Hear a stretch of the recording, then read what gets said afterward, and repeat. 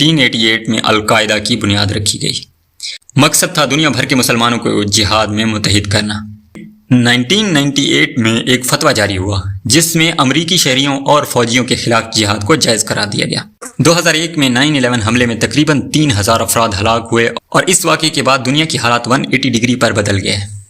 1997 میں CNN کے ایک جرنلسٹ سے انٹرویو کے دوران اسامہ بن لادن نے کہا، امریکہ کی فوجی موجودگی مسلمانوں کے لیے ذلت ہے، ہم نے امریکہ پر حملے کا فیصلہ کر لیا ہے۔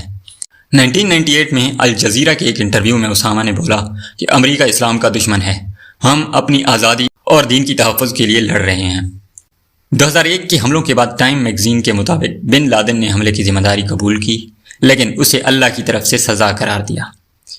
بن لادن کے انٹرویوز میں ایک مشترکہ پیغام تھا، امت مسلمہ مظلوم ہے اور ہم اس کے محافظ ہیں۔ بن لادن کے نظریات پر اکثر مسلم علماء نے فتوے دیے کہ وہ اسلام کے خلاف ہیں۔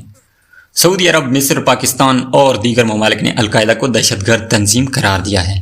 تاہم دنیا کے کچھ نوجوان اس کے نظریات سے متاثر ہو گئے، خاص طور پر جنگ زدہ علاقوں میں۔ 2 مئی 2011 ایبٹ آباد پاکستان میں امریکی فوج کی طرف سے اسامہ کو ہلاک کر دیا گیا۔ کچھ نے اسے شہید کہا، کچھ نے اسے مجرم، لیکن حقیقت یہ ہے کہ بن لادن نے دنیا کی سیاست، سیکیورٹی اور اسلامو فوبیا پر گہرے اثرات ڈالے۔ اسامہ بن لادن مر گیا لیکن اس کے نظریات آج بھی سوالات چھوڑے ہوئے ہیں۔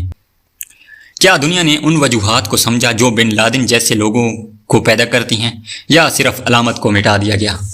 اگر آپ کو یہ ویڈیو معلوماتی لگی ہو تو سبسکرائب کریں، لائک کریں اور کمنٹس میں بتائیں کہ کیا اسامہ بن لادن سچ میں ایک دہشت گرد تھا یا ایک نظریہ تھا جسے دنیا نظر انداز کر گئی۔